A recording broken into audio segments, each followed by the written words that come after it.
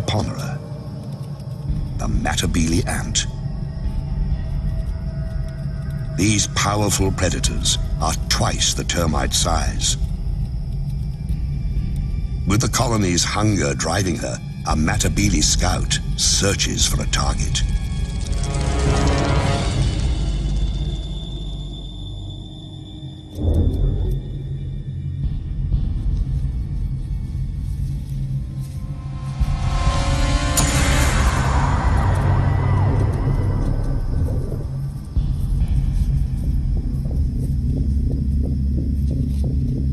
The termites know that shadow and what it means. War is coming.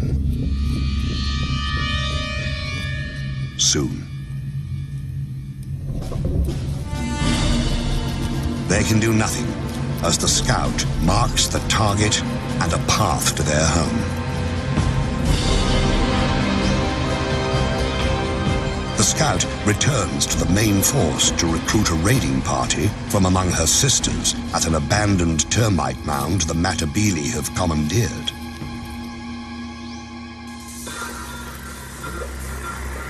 With a jolt of pheromones, the chemical message travels among the warriors. It's a perfect time to attack, early in the day, before the heat rises.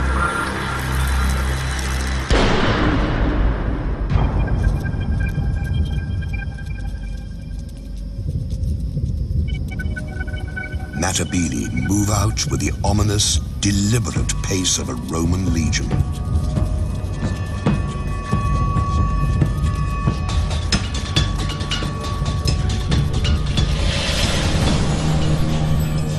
Like legionaries, the ants wear armor. Their exoskeletons can withstand all but the harshest blows. They sting with highly toxic venom. But their heaviest weapon is their jaws, able to rip opponents to shreds.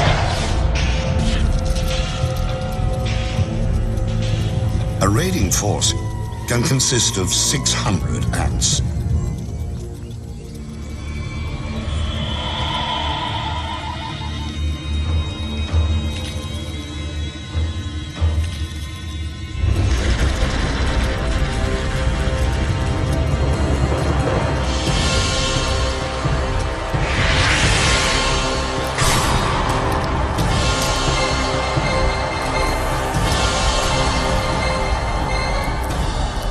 The first wave breaks the battlements, ripping open mud galleries, probing for cracks in the wood. Now, the smallest Matabele attack. These tunnel rats make relentless forays into the termite sanctuary.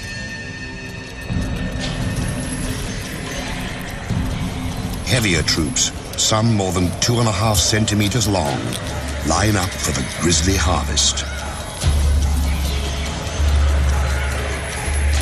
It's the devil's buffet. All you can kill, all you can carry.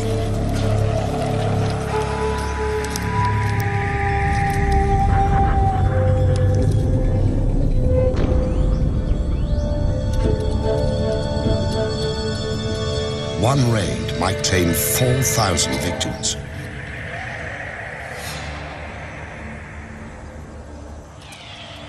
When the Matabele have all the dead termites they can manage, they head home.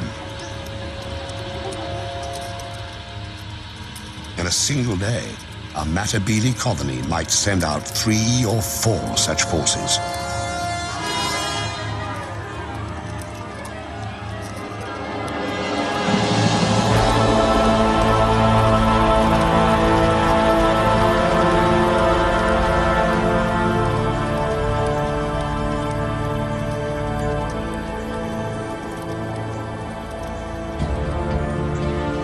Soon, the big ants will move their base to richer hunting grounds.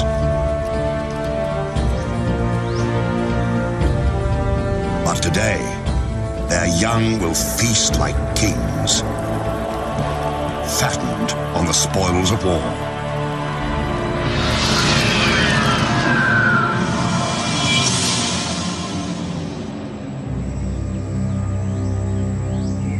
Violence is the imperial tool, wielded in many ways. Sometimes to disrupt, sometimes to control.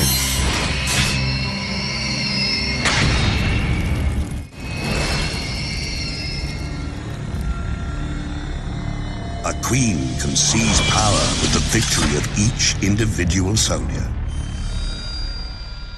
or by overwhelming force. Some empires grow so large, they send everything fleeing before them.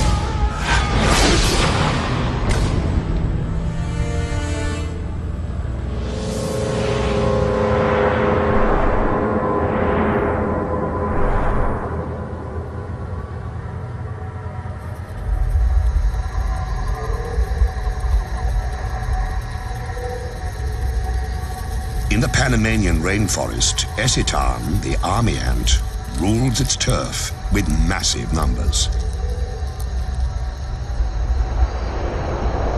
Army ants travel in deadly columns, a lethal force ever on the move. But this is not an attack.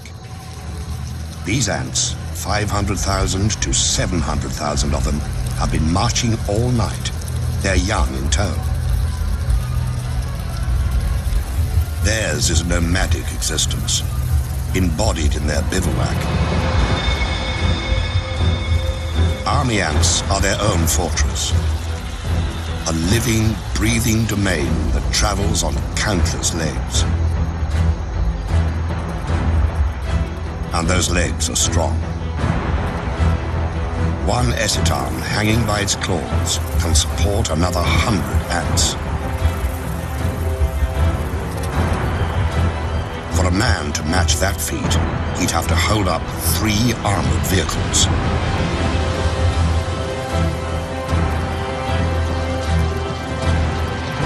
Deep in the recesses of this mass of ants are hidden 200,000 unhatched young, and the Eciton queen. She lays eggs by the million, keeping the colony alive and forcing it to find sustenance.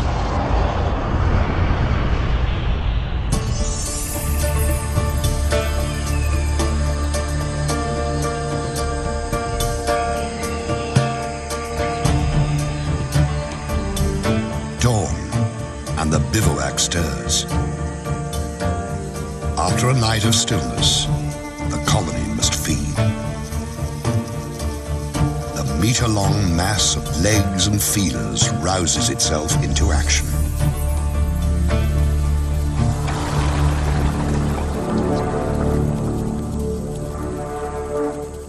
The ants begin in columns that branch apart and widen, becoming an invincible tide that can travel 300 meters a day. It's called a swarm raid, and it consists of several 100,000 ants.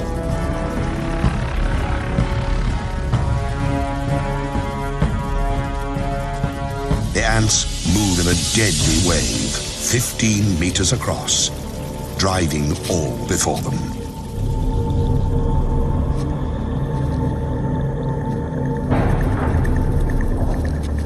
Those who fail to flee are doomed.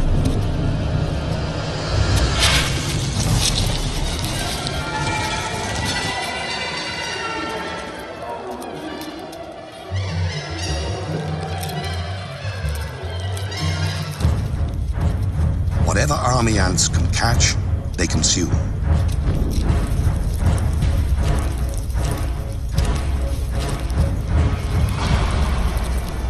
The attackers shred their prey so they can carry it back to feed the young.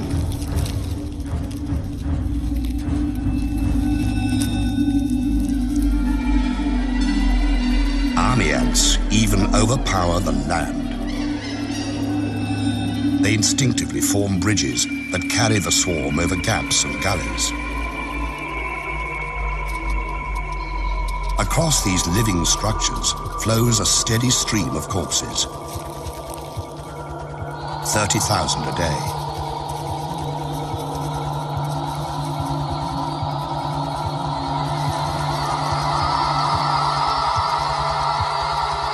Army ants have enemies.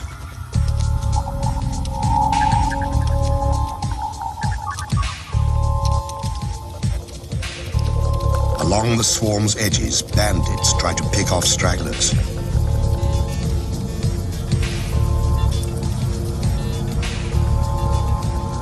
Paratrachina, or crazy ants, are the anarchists of the forest. Small, but highly organized, they are willing to do anything to grab a meal. Infiltrate, attack, abscond, whatever it takes.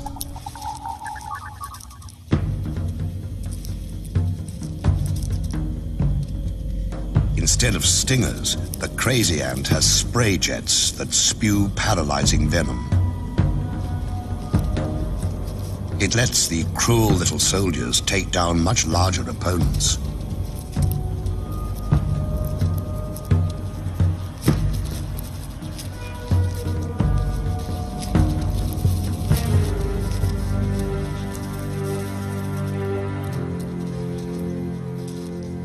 Army ants fear their crazy cousins for the chaos they unleash. The bigger insects have to fight for their lives against the anarchist throngs.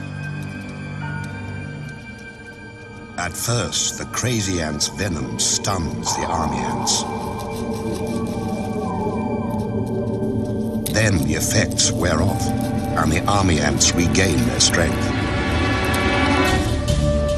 They handily escape the tiny pirates and return to the business of the raid.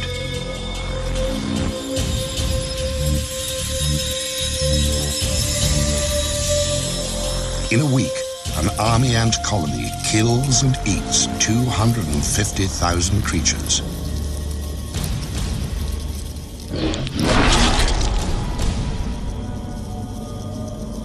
Ravaging the landscape, army ants shred its sense of order.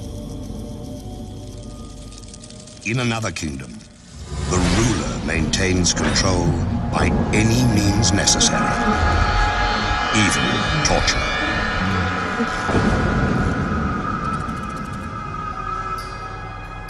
The Empress can afford to be gracious. She has enforcers to do her dirty work.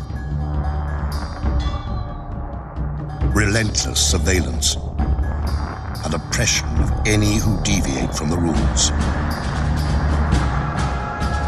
In the kingdom of Mellifera, order is the order of the day.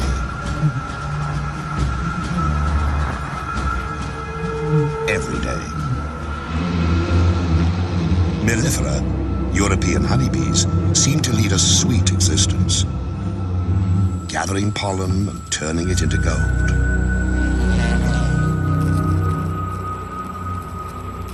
But beneath this bright image lies a dark reality.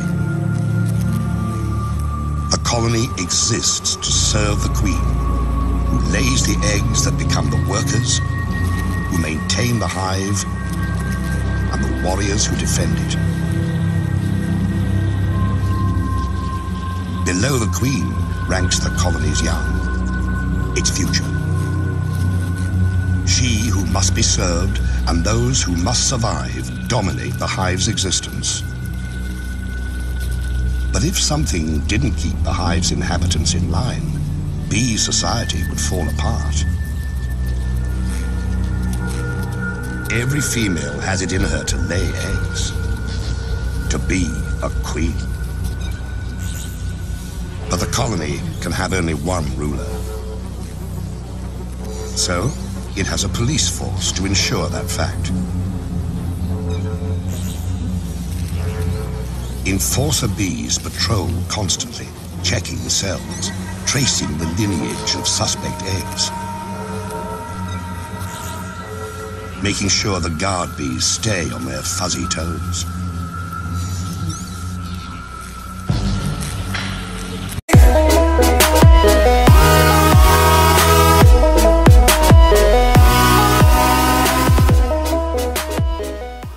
Revolutionaries.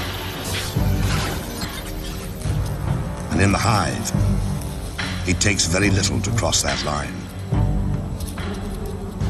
All a rebellious female needs to do is lay an egg. By the regulations of the mellifera police state, that's a crime.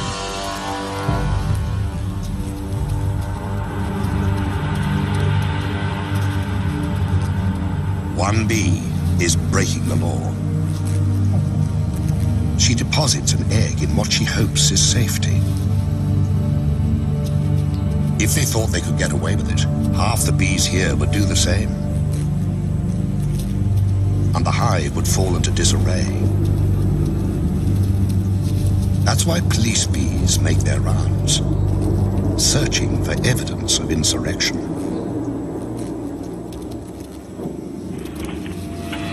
And they find it. For them, an outlaw egg contains the seeds of the colony's destruction, and so it must be destroyed.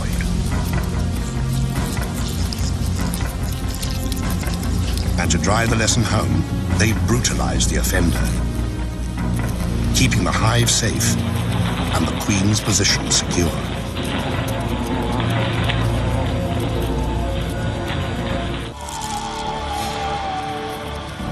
The natural order demands surrender. But in other realms, something far worse awaits.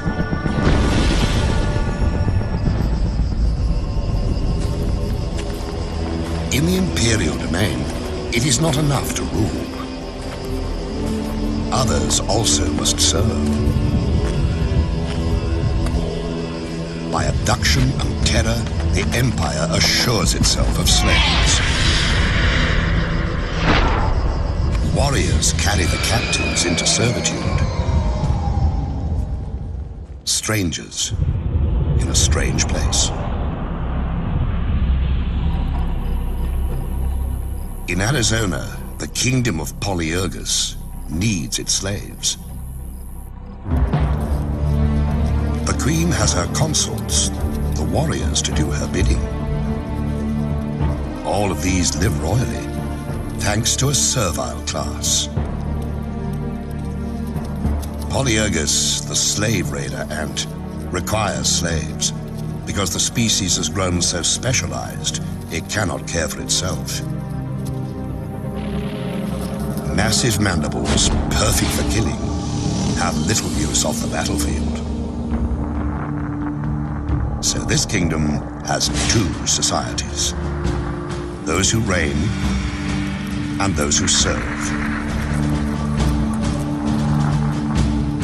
The servant ants, dwarfed by their masters, are of the species Formica. They forage for food, raise the royal young, minister to the queen's every need and those of her workers. Born into bondage, they will die slaves. But this kingdom has woes. Its Formica slaves are dying of old age. It's time for the slave-raiding Polyergus to do what they do best: kill and plunder.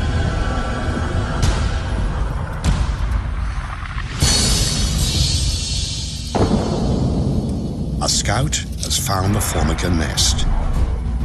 She enlists a gang of raiders. A roiling mass of red aggression, spoiling for battle. In an instant, they're off. 1,500 to 2,000 ants flowing across the terrain with a single purpose: seize slaves.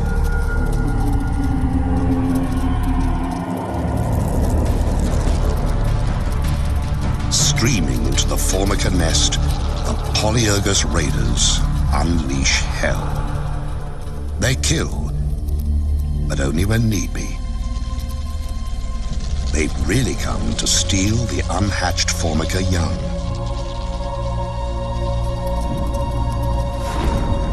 In a chilling display of single-minded oppression, polyergus raiders blow past the startled formica to grab as many pupae as they can. It's not unusual for raiders to carry off 500 to 800 new slaves, decimating a colony.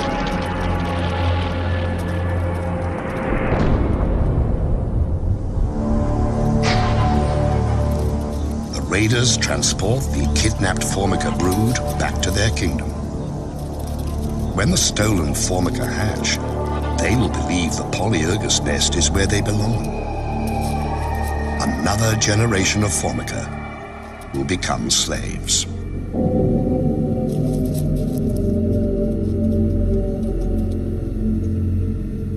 At the wrecked formica nest, the queen roams amid the ruins, her offspring abducted and enslaved. She has been spared, but in other realms, innocents suffer unspeakable horrors.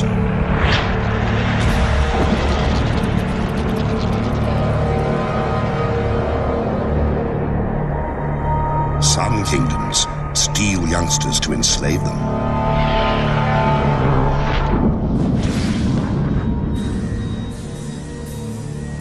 Others take no prisoners, slaughtering the defenseless to feed their own young. Winged horror has a name.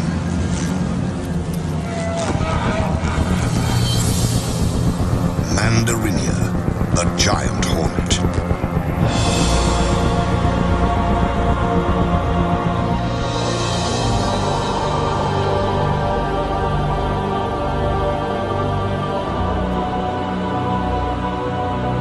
Their reach extends across Japan. Their empire reigns in dark, secluded places.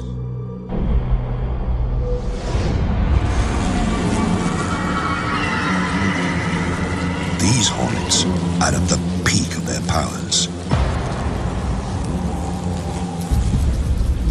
Their queen is vigorous. Her workers are strong. Her fighters are many. Her brood chambers are full to bursting. Everywhere, mouths to feed.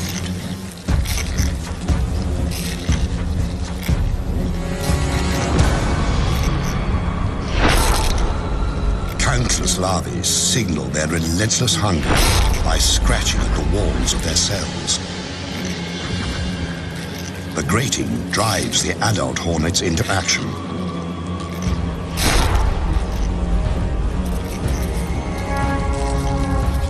They have to feed the babies, and hornet babies live on flesh, ground into meatballs, and delivered by their caregivers.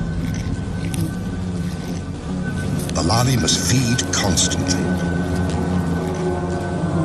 so a single scout takes wing, ranging far afield to find fresh meat. At nearly 8 centimeters long, giant hornets are superb killers. Sharp talons seize prey. Powerful jaws sever limbs and decapitate victims. Compound eyes detect the slightest movement. And this scout has found a fat, defenseless target. A hive full of mellifera, European honeybees. The scout marks it with pheromones.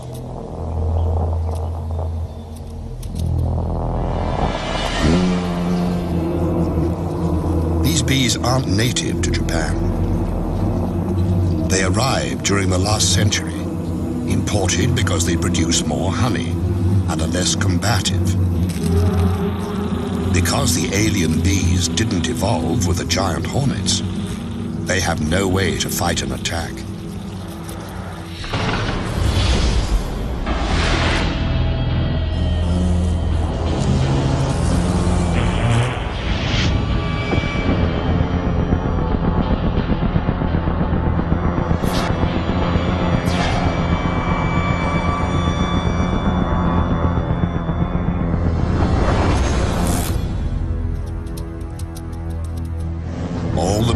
know to do is mass at the hive entrance.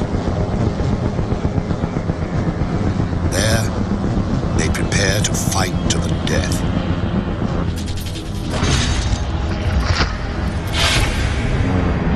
The hornets are 5 times the honeybee's size, and many times more willing to kill. In the stillness, fierce wings and fearsome odds.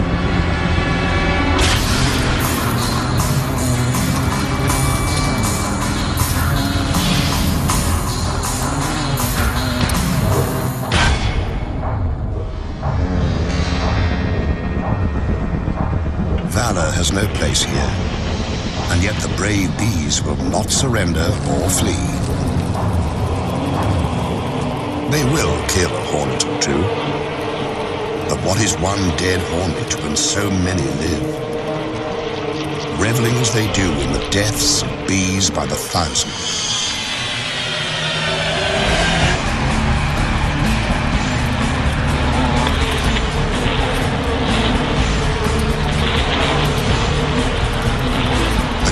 Mounts, a foregone conclusion playing itself out to a horrifying end.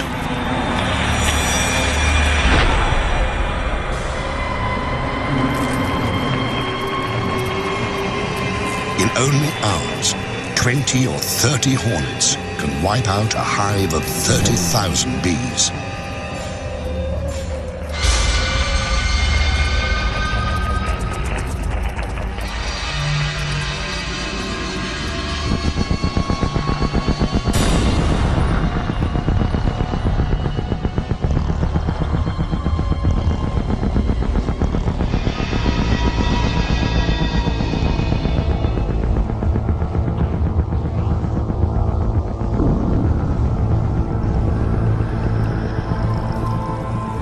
Killer hornets have reduced the defenders to a carpet of the dying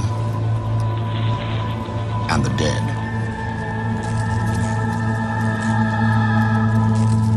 Now, they can rob at their leisure, sometimes for days. This bee colony is doomed. The victims left to rot. The raiders gorge on honey, even licking it from carcasses.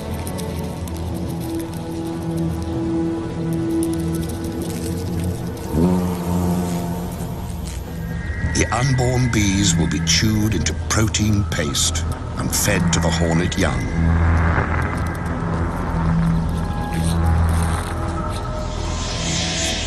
For every empire that seems invincible, there is an opponent able and ready to exploit an unexpected weakness.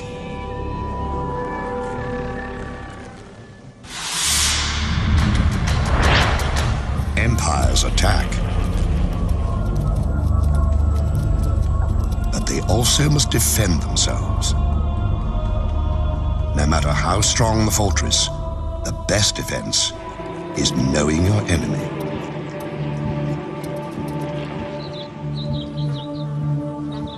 These bees have learned that lesson. For eons, they have thrived in the giant hornet's deadly shadow. The bees of Sarana know the giant hornets send scouts to find their hives. To survive, these Japanese honeybees must capture and kill the hornet scout.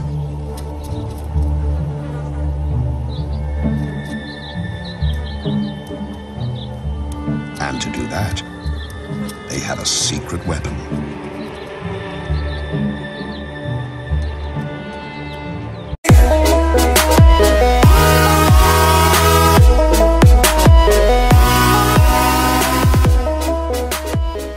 Enemy at the gate, the soldier bees pull back slightly.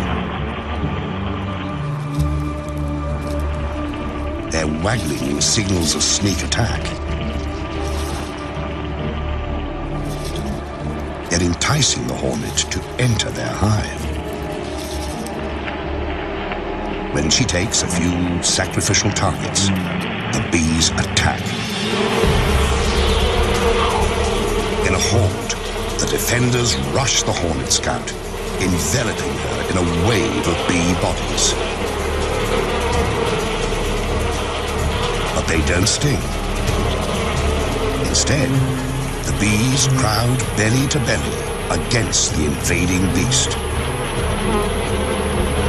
Vibrating their abdomens, they create a ball of heat that clasps the hornet at its livid core. It's a battle with narrow margins. The bees can stand temperatures up to 50 degrees. The hornet can only survive to 46. The temperature of the core, 47 degrees. For 20 minutes, the squirming orb presses onto its prey.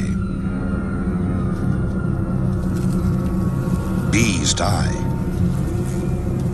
Others step up. If the scout escapes, all is lost.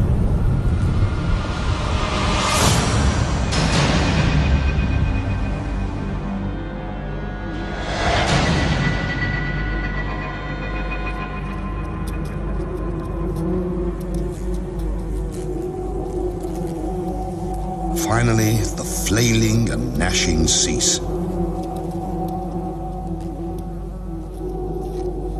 This hornet won't reveal the secret of their hive's location. The bees have paid a price, but they've saved their home.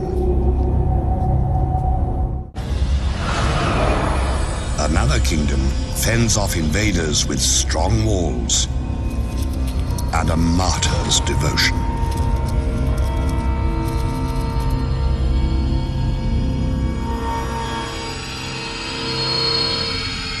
In the land of Macrotermes, jousting for territory and resources never relents.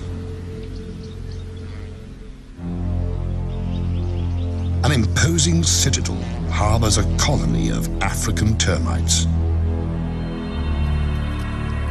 Inside, a labyrinth of narrow passageways and bulkheads designed to thwart invaders.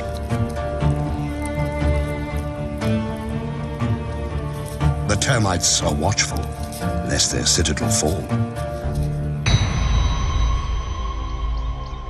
But kingdoms' fates often are decided at their borders. A remote outpost can be all that stands between survival and the empire's collapse.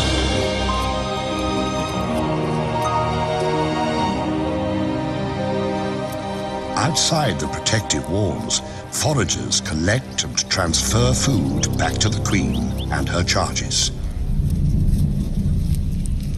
They also watch for invaders. A Matabele scout appears. With their heads, termites send a subterranean alarm that ripples through the outpost.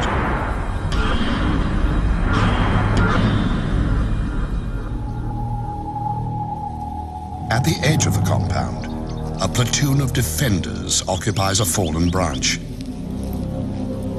These soldier termites are strong and agile, prepared to give the last full measure. Few of their kind grow this large and strong. Their jaws can cut through human flesh.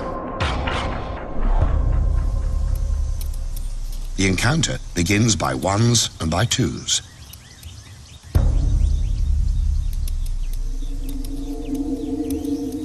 A raider infiltrates. A sentry patrols.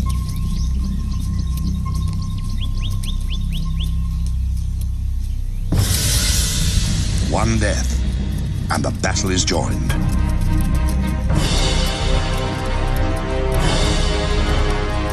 The ants stream forward, attacking with no mercy.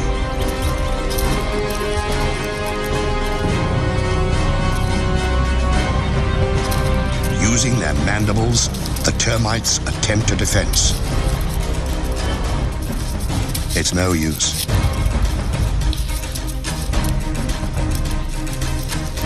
Some seek shelter, but there's nowhere to hide. Even the formidable termite guards are no match for the raiders' venomous stings, which destroy the termite's nervous system.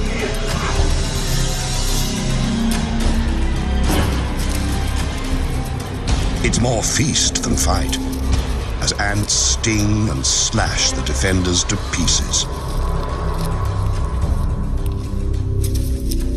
But the warriors who fall here do not die in vain. They stand against the Matabele tide, while their comrades in the galleries organize a last-ditch defense.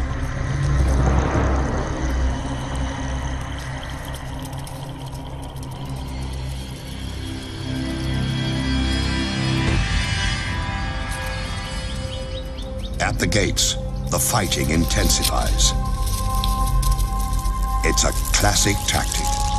Against superior forces, seize and hold the narrow passage. Stand your ground. Come home with your shield, or on it.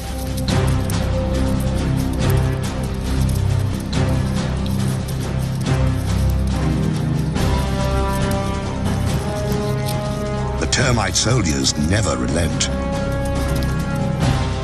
Sacrificing themselves, they buy precious time for defenders to seal off the embattled bunker.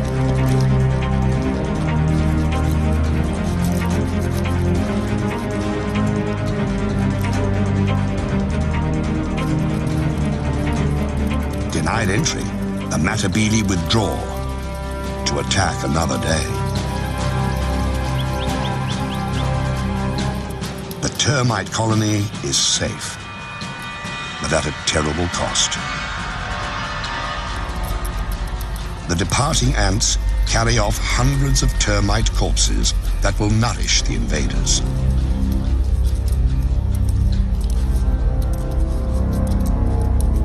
Clever strategies can prevail. So can impenetrable defenses. But there's no way to prevent an attack from within. A kingdom's fate can turn in the blink of a treacherous eye.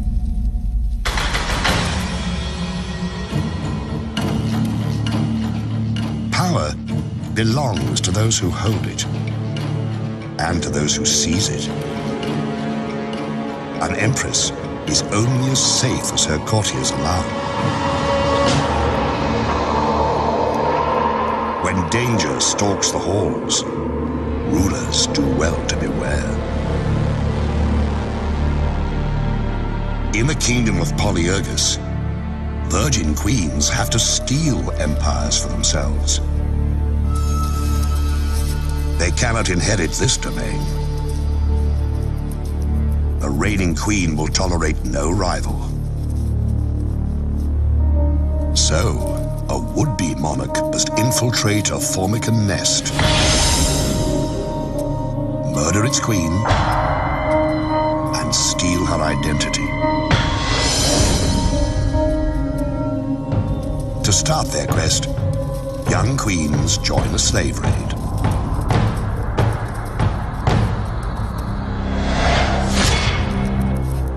En route, they mate and shed their wings, a sign that they now bear the seeds of empire.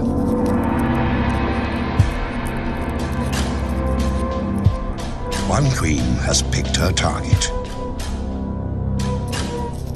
She approaches the Formica nest, ready to seize power. But before this killer queen can attack, she must evade her quarry's protectors. She releases a pheromone. Like a chemical spell, the scent neutralizes and repels the Formica defenders. The colony's heart is where the queen is, and the interloper means to pierce that heart.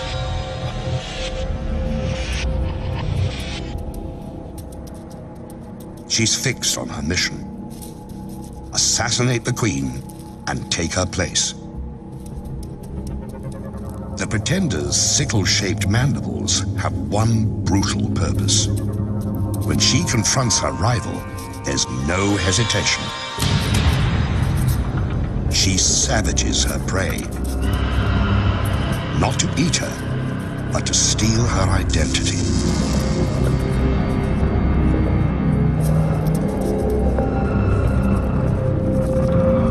Attendants try to pull the wounded queen to safety, but the murderess will not allow it.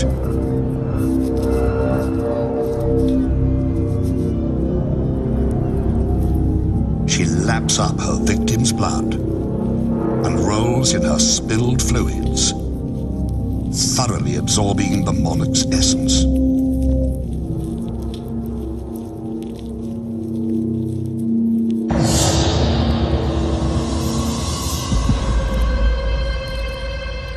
After 20 violent minutes, the Formican queen is left to die.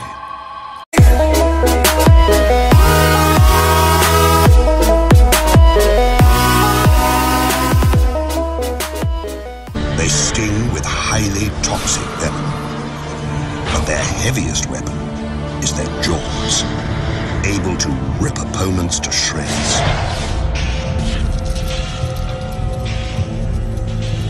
A raiding force can consist of 600 ants.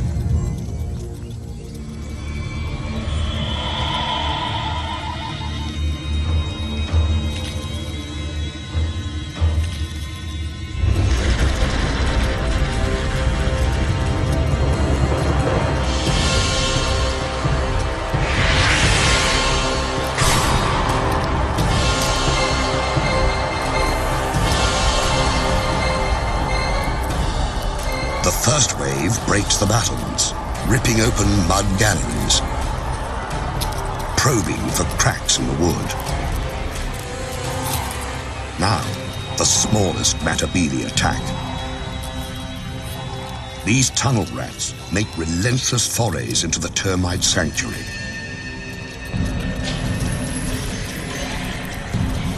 Heavier troops, some more than 2.5 centimeters long, line up for the grisly harvest. It's the devil's buffet. All you can kill, all you can carry.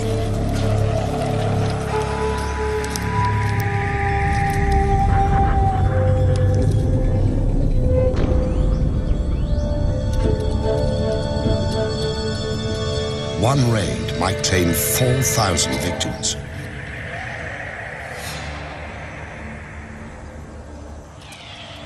When the Matabili have all the dead termites they can manage, they head home. In a single day, a Matabili colony might send out 3 or 4 such forces.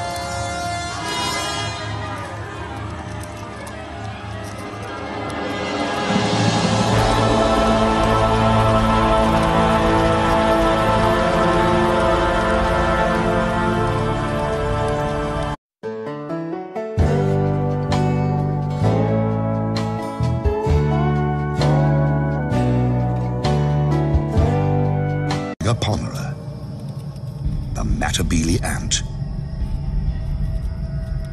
These powerful predators are twice the termite size.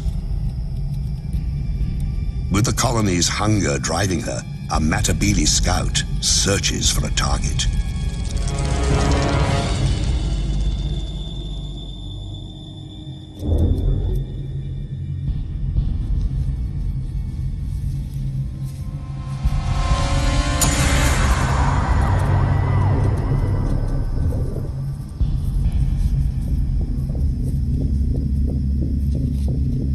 The termites know that shadow and what it means. War is coming. Soon. They can do nothing as the scout marks the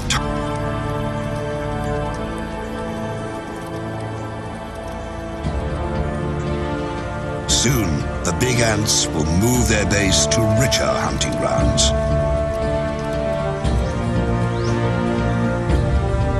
But today, their young will feast like kings, fattened on the spoils of war.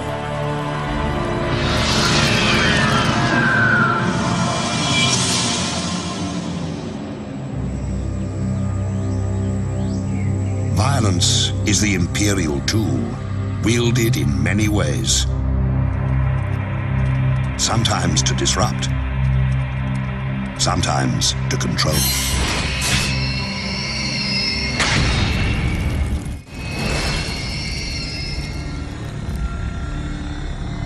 A queen can seize power with the victory of each individual soldier,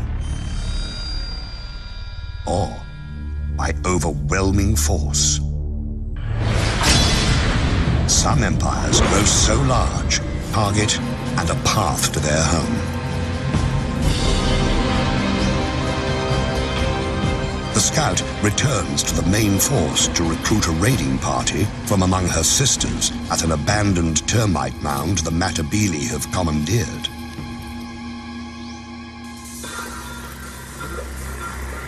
With a jolt of pheromones, the chemical message travels among the warriors. It's a perfect time to attack, early in the day, before the heat rises.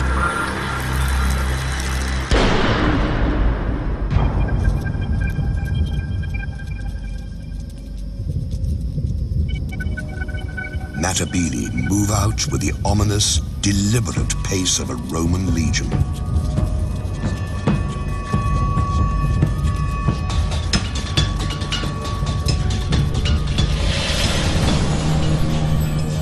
Like legionaries, the ants wear armor. Their exoskeletons can withstand all but the harshest blows.